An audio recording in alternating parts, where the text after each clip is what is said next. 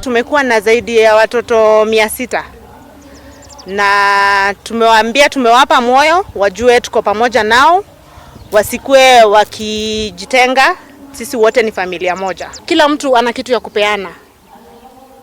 Na pia kama huwezi lisha watu 1000, unaweza lisha mmoja, na hiyo ita make a difference.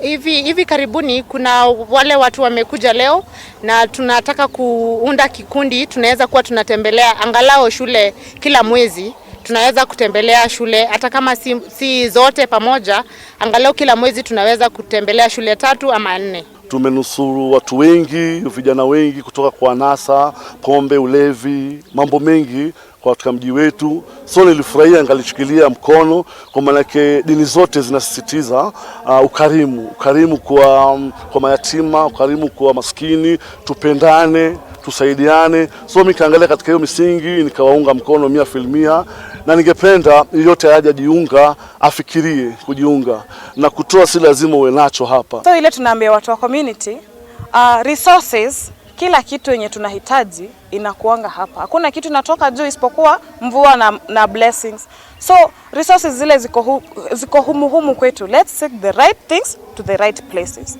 Through wewe uko nayo utusaidie. Kama huwezi kufikia ule, sisi tunaweza kumfikia.